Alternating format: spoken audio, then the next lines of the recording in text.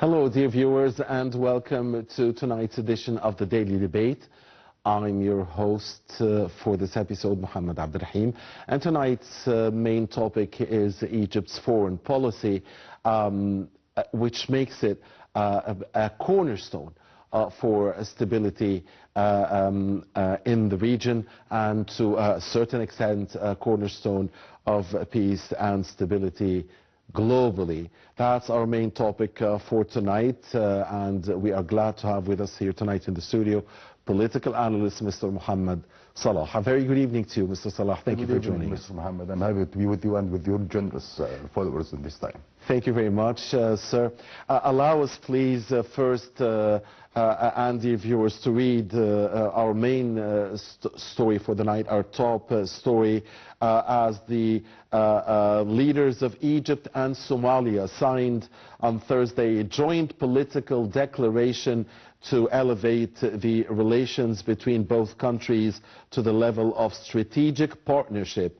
His Excellency, the President, welcomed his Somali counterpart, President Hassan Sheikh Mahmoud, in Cairo, where they also witnessed the signing of an agreement for mutual visa exemptions for holders of diplomatic passports between both countries.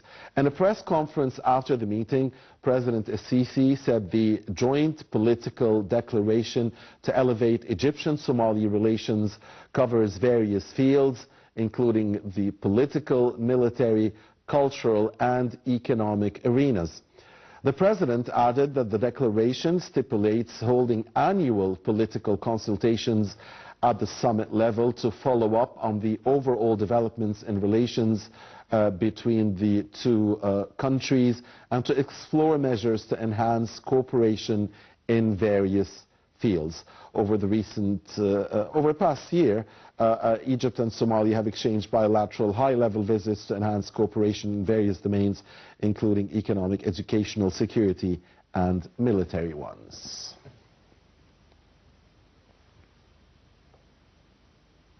All right, that was our top story for the night. Our topic for tonight is Egypt's foreign policy, which makes it a cornerstone of stability in the region and to a certain or a large extent in the world. Tonight's guest is a political analyst, Mr. Mohamed Salah. But as always, as we do, Mr. Salah and dear viewers, first let's watch a report about our main topic for tonight. Okay, let's see it. Okay, and we'll come back and begin our discussion.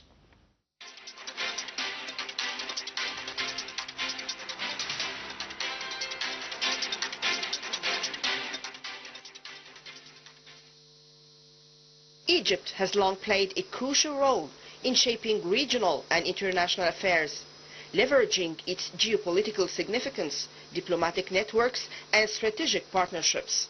Egypt's tireless efforts in diplomacy, conflict resolution, and multilateral engagement have significantly contributed to enhancing stability in the Middle East, Africa, and beyond. As a chief diplomat, Egypt has been at the forefront of addressing regional conflicts and promoting peace through dialogue. Its efforts can be seen in several key areas as the Palestinian-Israeli conflict mediation. Egypt has historically played a mediator role in the Palestinian-Israeli conflict and has continued this tradition by facilitating ceasefires, engaging with international stakeholders, and advocating for a two-state solution. Egypt's recent efforts in de-escalating tensions in Gaza and hosting peace talks underscores its commitment to regional stability. Also, it has been instrumental in supporting Libya's political transition and ensuring that peace initiatives lead to sustainable governance. It has actively engaged with Libyan factions, the United Nations, and neighboring states to promote dialogue and prevent further instability. Moreover, Egypt's foreign policy has emphasized multilateralism, reinforcing ties with regional organizations such as the African Union, the AU, advocating for African economic integration and security cooperation, the Arab League, addressing regional crises including Syria, Yemen, and counter-terrorism efforts, and the United Nations, contributing to peacekeeping missions and promoting sustainable development goals. Egypt has a significant participation in the D8 Organization for Economic Cooperation, advocating for stronger economic partnerships among developing nations. Egypt has maintained balanced relations with global powers. The country has strengthened its strategic partnerships with the United States, European Union, China and Russia, ensuring economic collaboration, military cooperation and regional security coordination. As Egypt navigates complex regional and global challenges, its foreign policy remains anchored in diplomacy, conflict resolution and multilateral engagement. Egypt's relentless efforts in international diplomacy have positioned it as a key player in fostering regional peace and stability. Its proactive engagement in addressing conflicts, negotiating disputes and strengthening alliances highlights Egypt's enduring influence on the global stage.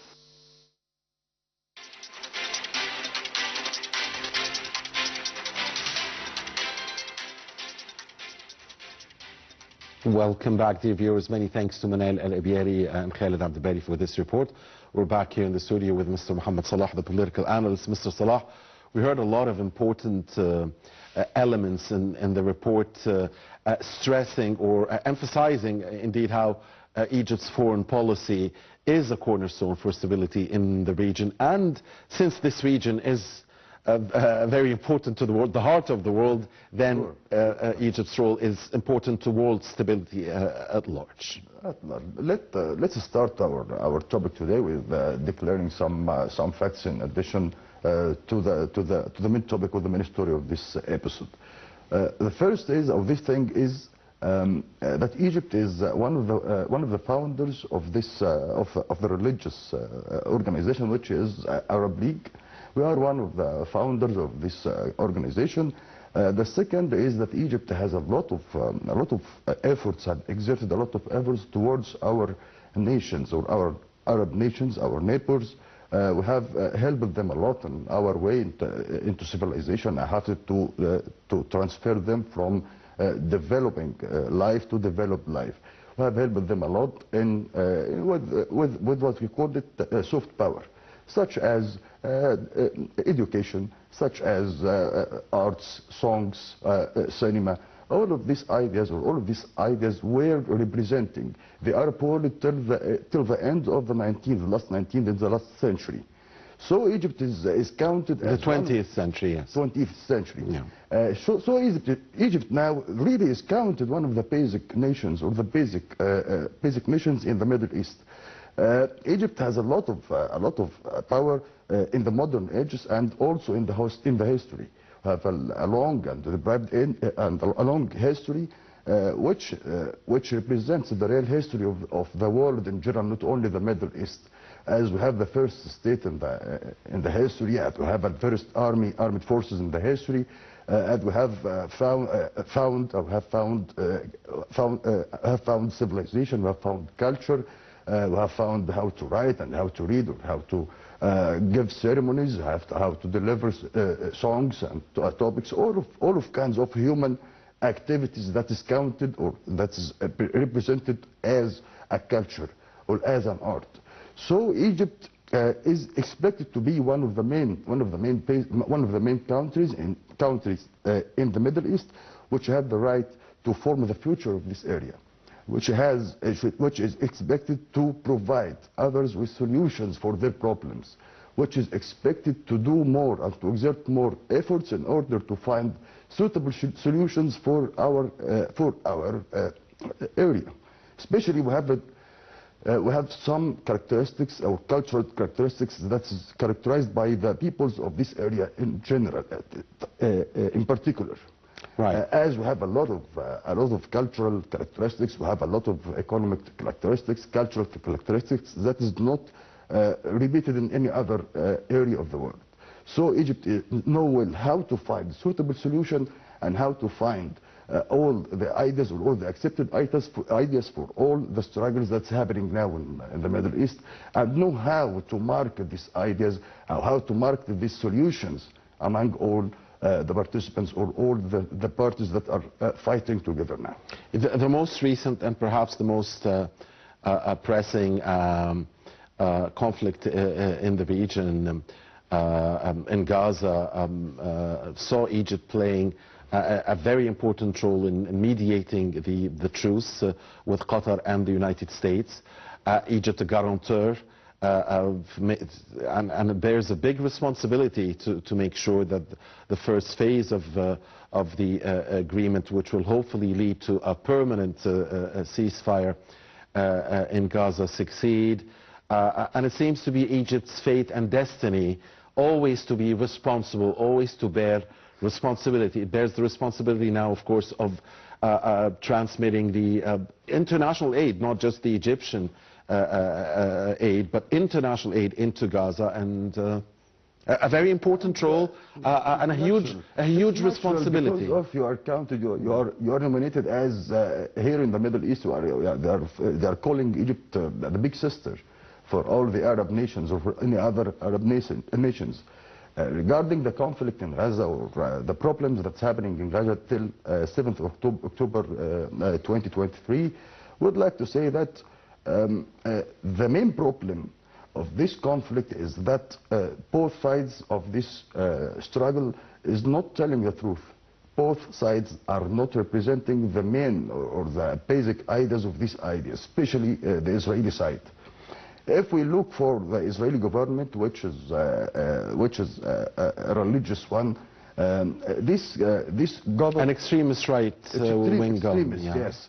This government now has already declared that their goals from this idea is three goals. The first is finalizing the Palestinian issue, and the second is transferring Palestinians outside their lands and their homelands, and the third is making what I called insufficient peace process or a fake peace process with its neighbors from the Arabs.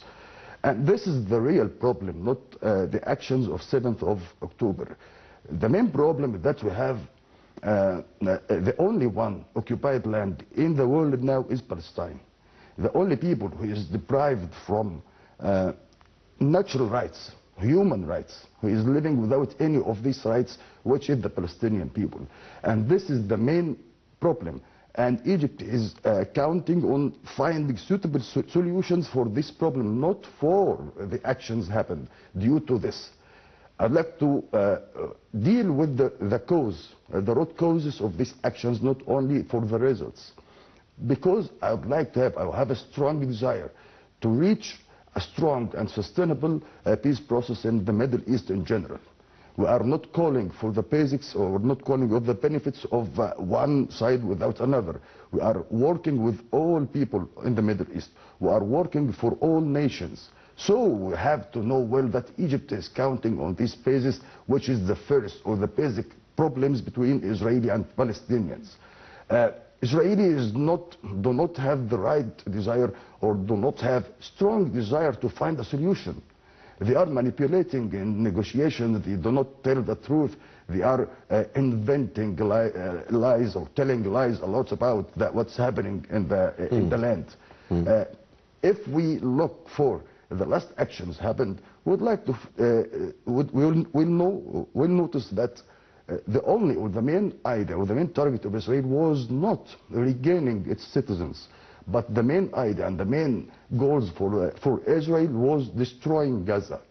They have destroyed Gaza in purpose. They have targeted civilians. They have targeted women and children. They did a lot of massacres in Gaza. And it seems, as some say, there isn't one war crime that the Israeli army did not commit. Totally. They did all the war crimes. Yeah. They did all kinds and all types of the war crimes. And since you mentioned that the Palestinian lands are considered the only occupied lands in the world now, well, of course, there are Syrian lands that are occupied and Lebanese lands that are occupied. So I might say that there's only one occupier in the world today. That's Israel. This is, and they have already a well-known philosophy or a well-known conspiracy, which is the Great Israel. which is counted or is expected to have the lands of 4 or 5 Arab And countries. Egypt has been a voice for peace. Egypt has been a voice for peace for decades. Egypt is working on treating all of these actions. How could I go to sustainable peace and A just peace. a just peace, or how to set peace in Gaza and in the Middle East in general, without finding without exempting, without implementing two-state solutions. And the international resolutions of the United Nations, Yes. many of them that the Israelis never abided by. Yes, this is the main problem, and we'll never reach peace in the Middle East without finding a solution for this problem. You have to end up the desire of the Israeli to acquire more land, or to add more land, or to control others' land under any other purpose or any other reason. They are telling lies. So here again is the huge responsibility put on Egypt. Egypt, a voice for peace. It wants peace, but at the same time it wants to make sure that the Palestinians get their legitimate rights. Because it is the only way. Yes, this is the only way to reach peace in the Middle East, is to declare the Palestinian state, give the Palestinians Independent and viable. Borders of their natural rights, their 4th of legal June rights. 1967. Yes, this is the only way to reach peace in the Middle East. And Egypt in this area, or in this problem, are working for the sake of all the people and all the states in the Middle East. President Abdel Fattah al-Sisi said that we have a good chance to reach it. We have a good chance to end up this struggle, and to end up these problems with sitting together, exchanging ideas, negotiating with each other. But as Egypt is trying to preserve its role as a voice for peace and a legitimate defender, a defender of legitimate Palestinian rights, and played a big role in mediating the truce, we see now Israel turning on the West Bank. So Jenin, namely, Jenin, yes, as we speak. Again, because these are the goals of Benjamin Netanyahu's government. They have declared that, they have announced that these are our goals. They moved from Gaza to West Bank in order to destroy or to repeat the destruction seen in the West Bank, because they have the desire, strong desire, to acquire or to add or to control more. So do you expect that the 3 phases of the deal will be implemented, and that we will reach a permanent ceasefire, or do you expect the Israelis to go back to war after they get their hostages back, or do you expect this Netanyahu government to fall?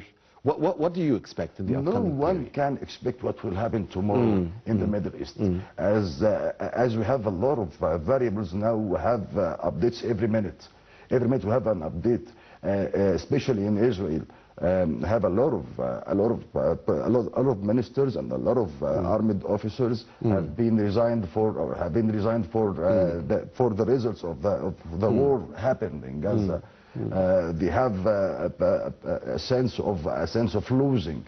They feel that they have lost the chance to transform the Palestinians to Sinai. They lost the chance to have or to add more lands.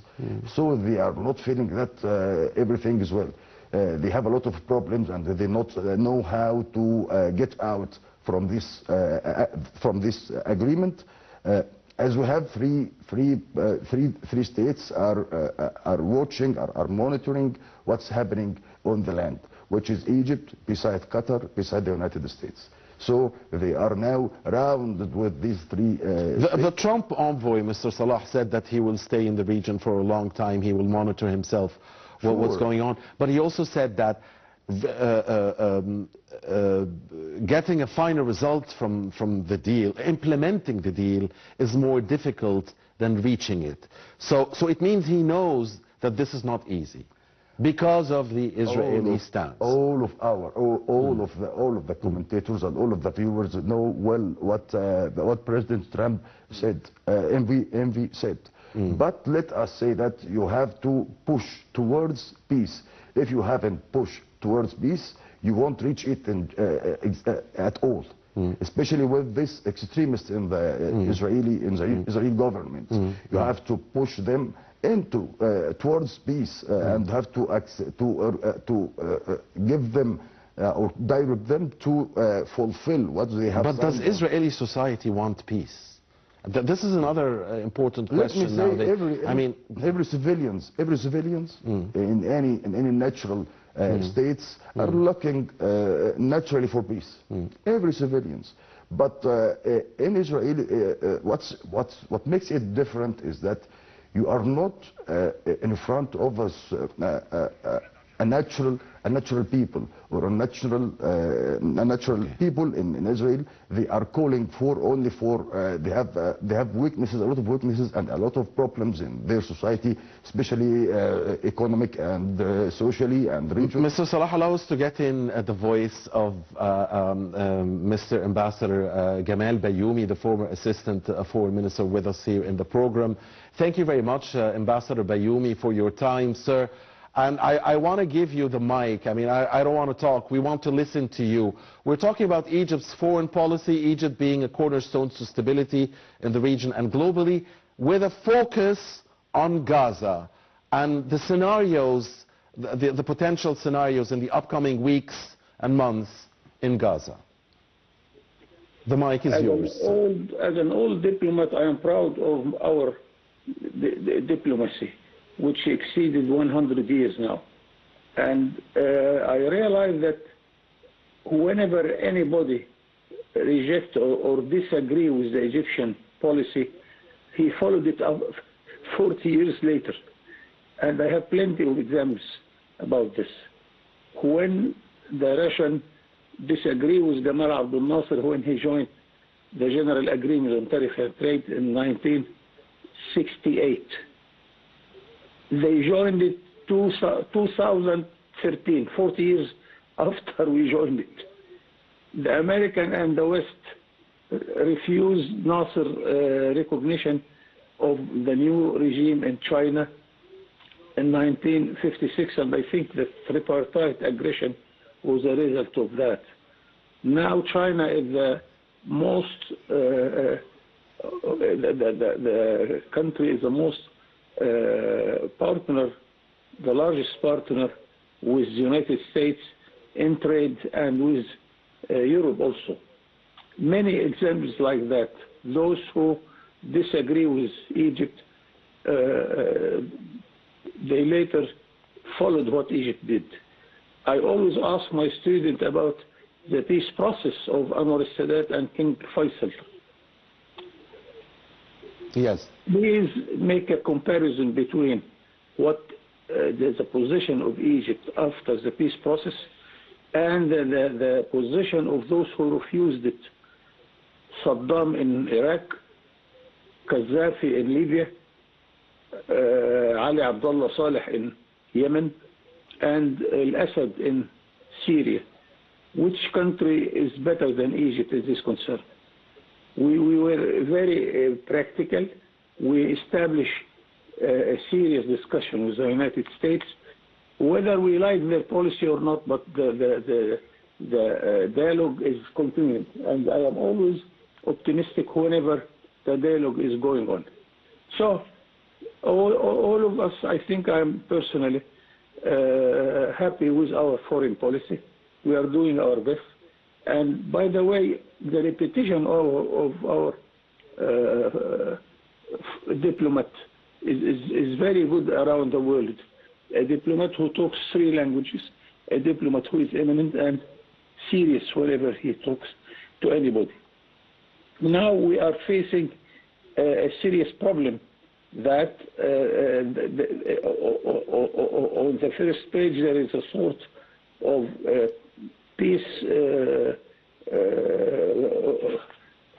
agreement, but on the other side I am not optimistic. I am always optimistic, but here I am dealing with a country who never respected any agreement, who never respected any resolution coming from the United Nations, even the resolution which established Israel in 1948. They did not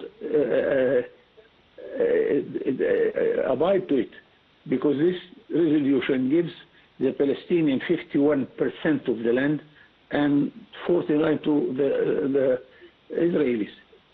They do not respect this. The amazing thing that even the Treaty of Oslo, which was signed between Yasser Arafat and the Ishaq Rabin in 1993, Mr. Netanyahu denied it. He does not recognize an agreement which was signed by an elected government in his own country. Ambassador Bayoumi, do you expect the truce to hold through the first phase and for us to reach a deal, a complete deal and a complete ceasefire brokered by Egypt, Qatar and the United States, and with the monitoring of Mr. Trump's envoy, with the Egyptian and Qatari supervision? Or do you expect the Israelis to go back to war as soon as they get some of their hostages back? Or do you expect the Netanyahu government to break apart because of the Smotrich and threats? I mean, what do you expect? I pray God to what you say can happen, but I'm reserved here, because there are several parties of this game who are not in favor of peace. Peace wouldn't help them, and they want to continue the war at any occasion, starting by the Prime Minister of Israel, because as you well know, he is requested by the International Court of Justice and the International Court of Crime. He is requested by his own country's justice system. This is number one. So if he stops the war, he will go to jail immediately, whether in his own country or whether he travel to a country which is abide to the International Court of Crime. Another party, which is the armament industry, they sold armaments in the last few months by $80 billion in our area. Why do they reject this? And they will invent a war day after another. Number three, I spent whole night without sleeping watching the ceremony of the new President Trump. Very good gentleman, but unpredictable. You don't know what is his coming step. Okay, And I think so you are telling us, so I did detect or deduct from your words that whatever Mr. Trump wants will happen. This is what you're saying? No, you said he's unpredictable. He told Netanyahu to, to sign the truce and he did. Now, will Netanyahu listen to him again necessarily? But maybe Mr. Trump himself will change his mind. Yes. Because he doesn't say the same words in 2 days. Understood. Understood. Yeah. That understood. You're saying that President Trump's policies are unpredictable. But my question is, if he orders or asks Netanyahu again to complete complete the deal, will Netanyahu necessarily listen to him? Yes, one American ambassador, a friend of mine, he told me, don't say that the Jews are pressing the presidency in the United States to do this or that. When it comes the moment of truth, when America needs to tell the Israelis to shut up, they shut up. Okay, we'll leave it here. That's a very important quote, and we will remember that quote from a man with your expertise, Mr. Ambassador. And we'll remember as the events unfold. But indeed, Netanyahu did listen to Mr. Trump's orders. Thank you very much, Your Excellency, Ambassador Gamal Bayoumi, the former Assistant Foreign Minister, for your time and your insights, sir. Mr. Salah, dear viewers, another report about Egypt's foreign policy, and this one focuses on Egypt's active participation in international and regional organizations. Egypt has long been a key player in regional and global diplomacy, utilizing its strategic location, historical influence, and strong leadership to contribute to international peace, security, and development. Its commitment to multilateralism is evident through its active participation in major international and regional organizations, including the United Nations, the UN, and the African Union, the AU. These engagements highlight Egypt's efforts in conflict resolution, economic development, and global governance. Egypt has been an integral member of the UN since its founding in 1945, playing a significant role in peacekeeping diplomacy and sustainable development. It is one of the largest contributors to UN peacekeeping missions, deploying troops and experts to conflict zones, particularly in Africa. Egyptian forces have served in missions such as MINUSCA, Central African Republic, MONUSCO, Democratic Republic of the Congo, UNAMID, Darfur, Sudan. Also, Egypt has served multiple terms as a non-permanent member of the UN Security Council, most recently in 2016-2017. During its tenure, Egypt prioritized counter-terrorism efforts in the Middle East and Africa, conflict resolution in Libya, Syria, and Yemen, advocating for African and Arab concerns on the global stage. In Sustainable Development Goals, SDGs efforts, Egypt actively supports the 2030 UN Agenda for Sustainable Development, implementing national programs to address poverty, education, gender equality, and climate change. The country hosted the COP27 Climate Summit in 2022, reinforcing its commitment to global environmental action. Egypt's multilateral diplomacy extends beyond the UN and AU. The Arab League, a key player in addressing Middle East crisis, counter-terrorism, and economic cooperation.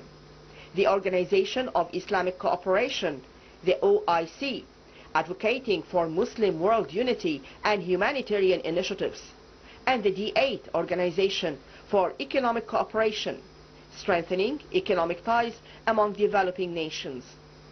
Egypt's active participation in international and regional organizations underscores its commitment to diplomacy, peace, and sustainable development. Whether through the UN's global initiatives or the EU's African focus programs, Egypt continues to be a pivotal player in shaping international policies, resolving conflicts, and driving economic progress. Through these efforts, Egypt not only reinforces its influence, but also contributes to a more stable and prosperous world.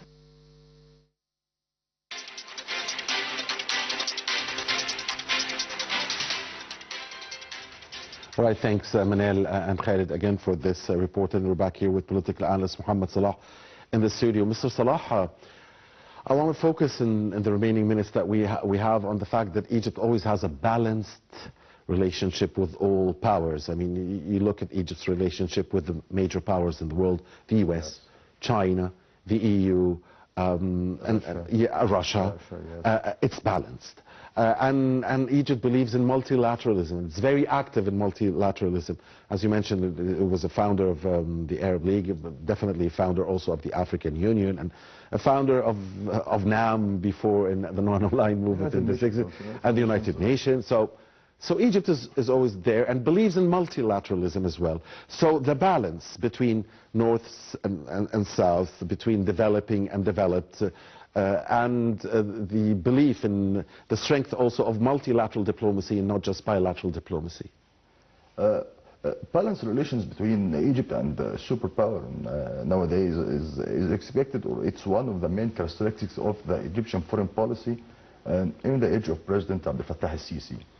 Because he's looking forward for the future. We have now a vision towards the future, and expecting what will happen in the future. Egypt is expecting that we'll have a new world order that will be, or we can say that it's established or nowadays, which will transform the world from the one superpower regime or system to multi-superpower or multi-system superpower. So we have to set us a balanced and strong relations with all powers around us, especially with the European Union, with the United States of America, with China, as China is the coming power from the east, with Russia, with all other nations. This couldn't be done or couldn't be achieved without strong relations based on international law. The first is organizing or preparing or giving directions towards in light of international law.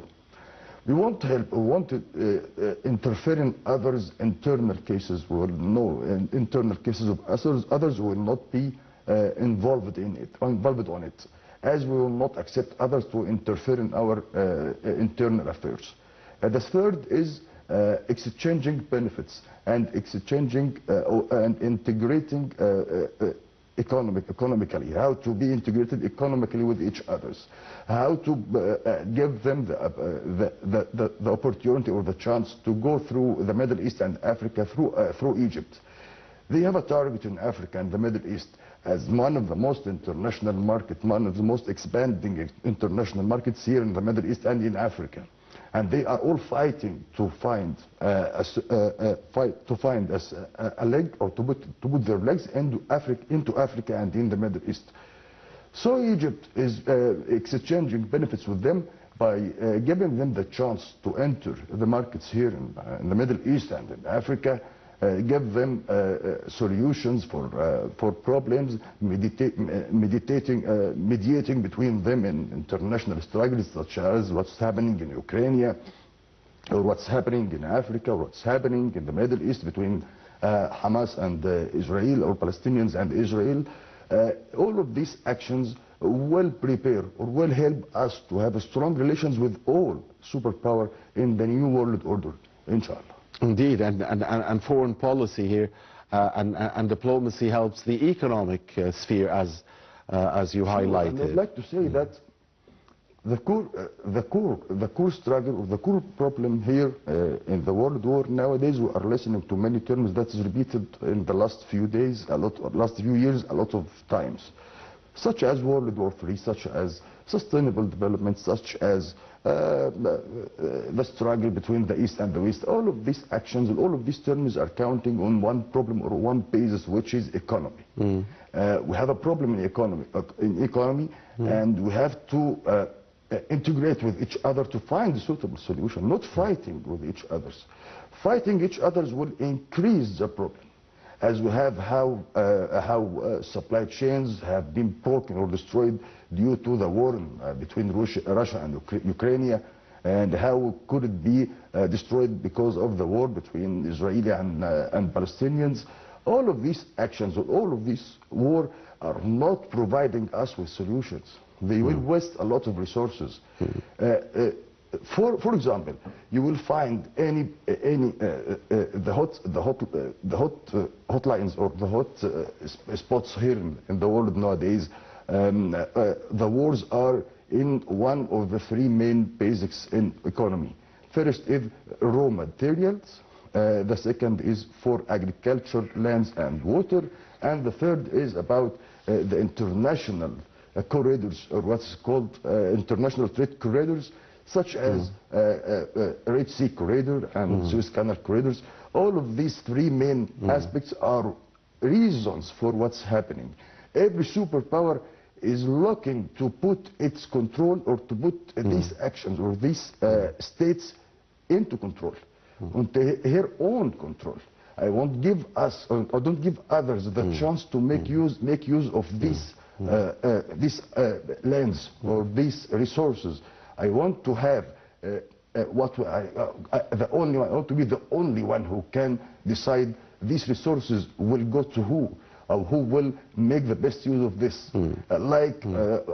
Also have to keep in mind also that energy, like natural gas, what's happening water, East Mediterranean, all of these ideas are forming or formatting, are forming the structure or the basics of the new world.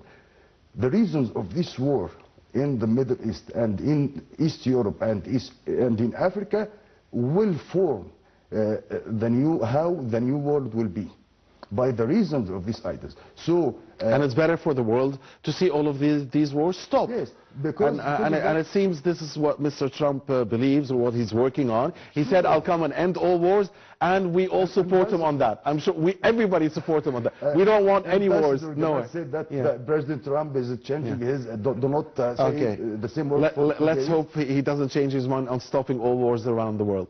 Thank you very much, Mr. Mohamed Salah, political analyst, for being with us. It's been a pleasure. Many thanks for you and for your generous followers. Thank you very much.